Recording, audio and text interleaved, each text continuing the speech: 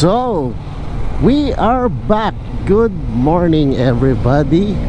Uy, nagbabadya. Nagbabadya ang expressway today. At ang aking mga kasama ay nako, nandiyan na kaya sila. Malamang late na naman ako. Anyway, eto yung Santa Rita exit. At madami ang nag-aabang ngayon dito sa lugar na to. Siguro meron silang parang parang una kong first to arrive yata ako. Anyway, ang mga kasama ko today this morning ay ang vroom. Mga vroom. So ouch. So eto, antayan lang. Mamaya on ko pagka nandiyan na yung mga buwisit. Mga buwisit. Yung mga kasama natin. Santa Rita exit. Let's go.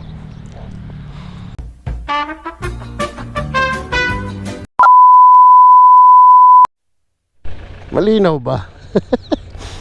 Yun. So the boys are here. Mga lalaki nga ba? Kaya eto, doon sila sa kabila pumaradaw ako dito. Alam niyo naman. So we are going to Pangasinan. Yan. And thank you Enlex, ay si Mervin, Vip Vip, and Kuya Agi. Yan. Anyway, it's been a while. Wow, daming pera. So, it's been a while. Alam mo, ako sumusunod ako lagi dito para hindi ako, alam mo yun, para hindi ako makapag-cause ng abala. Kasi pag bumuntot ka kasi doon sa nasa unahan mo, kadalasan yan ang hindi niya i-read yung kaagad yung nasa unahan mo. Ang mangyayari, hindi ko alam kung dalawa kayo nire-read or yun ang dyan, yun ang problema. So anyway, sana malinaw pa rin. Matagal kaming hindi nag-ride. So siguro mga inaabot kami ng yung magkakasama. Ako personally, yung kasama nila ako, siguro mga nasa 3 months din, ganyan, bago ako nakasama sa kanila. So this is it, pansit. Welcome back with Vroom here in the North Luzon Expressway. We are going to Manaoag. Let's go!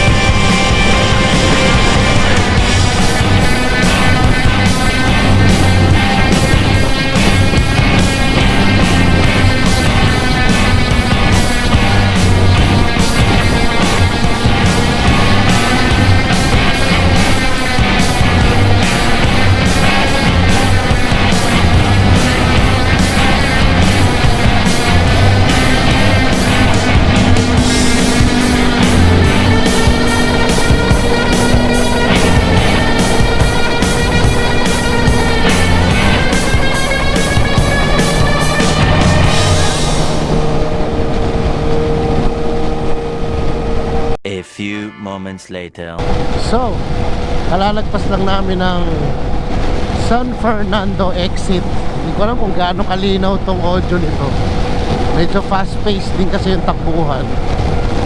Na limited naman. Hindi siya tuloy-tuloy na mabilis, hindi rin naman mabagal. So, what is up for today? Magpapabless kami ng aming mga bikes. Na yun naman palagi ang masarap sa ride. Yung lagi kang may purpose para talaga magkaroon ng meaning yung mga bagay na ginagawa natin sa buhay. Hindi yung basta ride lang o ano. Pero depende sa tao yan. Ako sa akin kasi, opinion ko yon. So, sisimba, pabless, then breakfast, then go home. That's my kind of weekend. So sige, gawin na lang doon. Iniwan na ako ng mga to. Ano ba to? Ang bibilis niya. A few minutes later. Hi. Number 21, 65, 47. At si Bip Bip. Bip Bip. 99. Ano yung 99 ang tinatakbo natin kanina? Yan. 99. Ang takbo namin kanina ay 99. Tama ba, Kuya Agi? 170 tayo ka naman. Loko mo. Kasi makadikit lang tayo lagi. Yon. 170. Ibig sabihin ng 170, dalawa sila, isang tumatakbong 90, isang tumatakbong 90, isang tumatakbong 80. 40. Tawag na pa siya. Ang bilis naman nun. Then for pick up kasi yung sa akin. Kunin ko lang yung sa akin. Hindi lang. Si sales stock. Kasi kaya-kaya ko lang sa lalim. Alin ang sales stock? Experience. Tagal sa labas. Nervyo na para magpaliwanag sa bibili. Hindi kaya Ito, yung trabaho niya sales. Hindi lang kotse sinisales niya. Sabi mo natin dito. Baka, ano? Joke lang po, walang ganun. So, punta kaming Manawag Church para sa blessing ng aming mga bikes. Nakakain lang namin. Ito, maganda yung panahon. Di mo na ako lumalabas ng pangit ang panahon. Lagi kong chine-check in. Alright, so sige. Hirap na kami, tapos alis na kami. Let's go! So, yun. Natapos na kaming Naku, makukuha ko ba yung susi ko? So, normally kasi pag galing sa kain, nagbibihis ako kagad. Mas gusto ko yung para sasakay na lang. Alam niyo yun? Kesa yung sa may motor pa ako magbibihis. So anyway, mataas na yung araw. Ayan si Kuya Agi. Kuya Agi, welcome back. Magkasama ulit kami. So dire-diretso na to. Siguro hanggang ano na to, hanggang Manawag na to, or unless na magpapakabit nga ng RFID isang kasamahan namin. So sige, kanina loko yung GoPro. Daming kuha kanina, sayang. Bawi. Alright, so siguro gawin lang pag malapit na. Vip, Bervin, and Agi. Paalis na kami ng PTT dito sa SCTEX. Pag malapit ako doon, ang ingay. Hindi ako masyado makapag-concentrate sa kwentuhan. For anyway, eto na nga. Siguro susunod na stopover namin dito, baka yun na, yung church na, or baka nga magpapaload ng RFID yung kasamahan namin. So anyway, we are having a time of our life. Napakasaya talaga pag talagang nagra-ride no? So this is for group ride. Yung mas mataas dito, pwede naman, wala namang problema. Pero basically mas manageable kasi pag talagang eto, maximum number 4. Yan, pagka yung talagang maramihan na, wow, ibang klaseng ride na yun. Ibig sabihin nun, it would take a lot of familiarity. Ibig sabihin nun, talagang magkakakilala kayo pag talagang marami kayo. Pag yung hindi masyadong magkakakilala, tapos talaga may risk, high risk pagka ganun. Kaya pag group ride talaga, you choose your partners. Ibig sabihin nun, piliin mo yung sasamahan mo kasi mahirap pagka masyadong mataas yung skill ng mga kasama mo. Hindi mo naman kailangan gayahin. Ako kasi normally dito lang ako sa likod nila eh. Kaya relax lang ako. So sige, Concepcion Tarlac na pala. So let's go. So toll gate na ng, ito yung endpoint ng Esitex. So susunod dito TPLEX na. So yun sa akin hindi rin nabasa. Nangyayari talaga.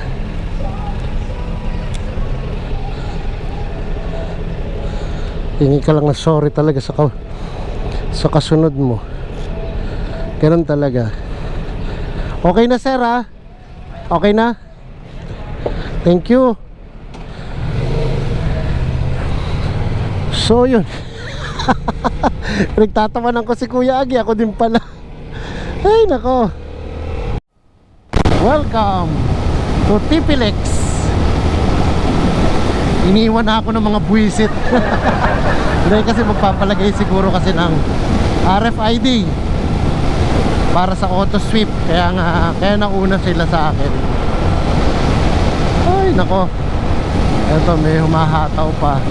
Anyway, opportunity na rin natin para yun, magpasalamat sa suporta ninyo sa aming channel dito sa YouTube. At syempre, it's another day, another blessing, another ride para sa akin. So relaxation time ko rin ito kasi next week trabaho na naman. So yun lang naman ang, kaya katulad nun, imaginein mo nandito ka sa helmet, ikaw lang mag-isa, pwede mong kausapin yung sarili mo. Kausapin mo yung mga nanonood nito, di ba? Yan ang maganda sa pagmumotorsiklo. Kaya tsaka evidence based na rin eh. Marami talaga nagpapatunay na talagang nakaka-relax ang pagmumotor. Hindi katulad ng ibang hobby na medyo nakaka-stress. Ito talaga mawawala talaga stress mo. So yun, basta sa mga riders dyan, ingat lang palagi.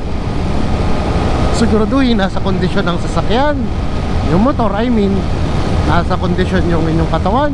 Yan, isipan. Saka dapat may purpose para yung pag-ride nyo, may purpose para may meaning. Sa akin lang naman yon, pero yung sa iba kasi okay lang sa kanila na para bang basta ride lang, ganoon, di ba? Okay din naman yun. Basta masaya magmotor, yun lang naman ang the bottom line is masarap magmotor. So nandito na sila.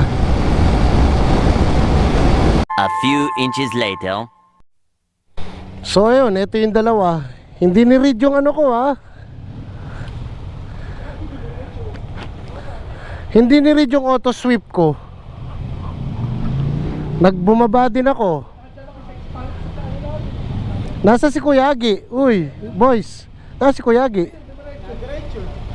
Eh ako, huminto rin ako, hindi rin ni-read.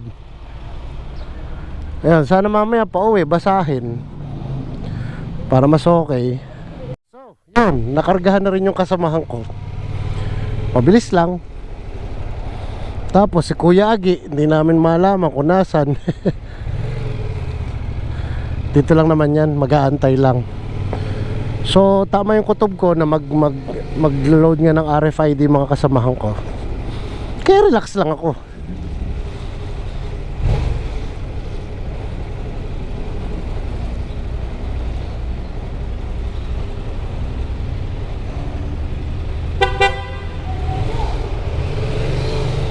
Okay, ayun. Ngayon lang nabasa. Tagal eh. Eh dati nung umaano ako dyan, dire-diretso lang eh. Ngayon iba. So, Urdaneta, Pangasinan. Imbis na magbinalonan kami, nag-Urdaneta, hindi ko alam bakit. So anyway, siguro mga roughly 30 minutes nandun na siguro kami. Naiwan na naman nila ako, the usual.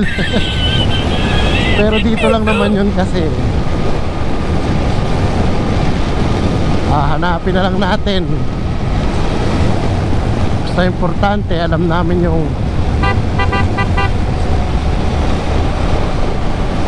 yung pupuntahan namin kung saan. Yun ang importante. Kung ikaw'y naliligaw, huwag mo akong gayahin. Ayun ako. Napakadali ko kasi talagang maligaw. Pero sundin ko lang yung alam kong paraan kung paano pumunta ron. Welcome Manawag. At hindi ko pa rin sila kasama. Hindi kasi mga marunong magantay sa... Ay nako. 5 minutes later. Nagpagas pala sila kaya gano'n. Ayan, dito na ako sa church. Nakapila na ako. Marami nagpapabless.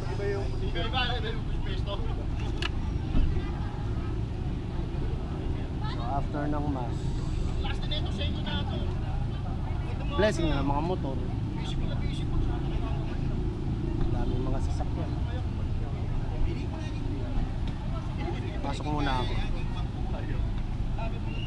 Eventually. So, ayun. So ano kayong pangalan ng mga motor nyo? Ito daw, si Kati. Dahil Ducati. Yun naman kay Mervin. Ito yung Ninja.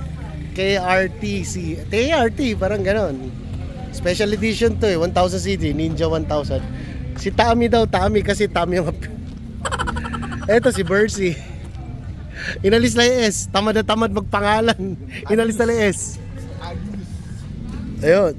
So eto si Shira. Magkakasama na kami. Ayun, sa wakas magkakasama na kami. Kaya pahinga lang silang konti. Ako umiinom akong tubig. Tapos magla-lunch na kami. Alright. Later. So tapos na yung tambike. Tambay kami rito sa Manawag Central Elementary School. And si Mervin, ang pangalan daw ng kanyang motor, si Tommy. Tam-tam. Mantemi daw. Ito naman si Kati, kasi Ducati. Bayan. Mga hindi nag-iisip ng pangalan. Kung ano. Ayun. So mag-lunch kami siguro sa may bandang Dagupan City. Kuya, thank you. Okay.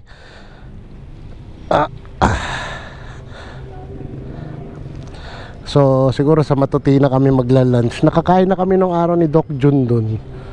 Sarap dun. So titipid ako ng battery. Sige. Init. Pag ganitong time sa Manawag, pag lunch talaga sobrang traffic na. Kaya talagang patience ang kailangan ninyo, lalo na kung nagmo-motor kayo. Kasi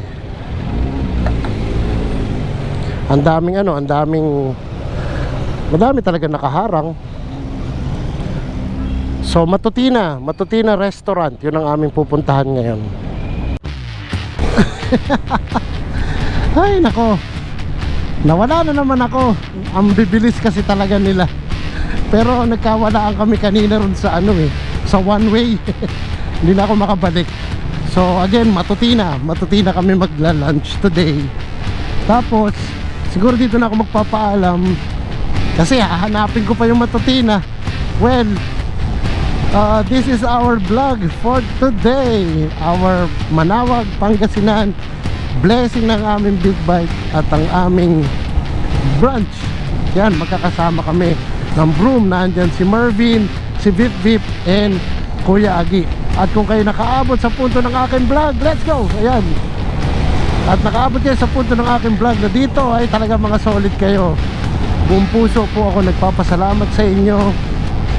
At sobrang saya namin kasi kita namin yung pagtaas ng channel. Mabagal, pero tumataas. At sana sa mga hindi pa kapanalig, mga hindi pa nagsasubscribe, please do subscribe to our channel. At init, lunch na. Talagang solid ako talaga pag nagseset. Laging mainit. Kasi yun naman ang masarap na biyahe. So that's about it, guys. At magkita-kita tayo muli sa susunod na vlog. Salamat po. Sige, bye-bye.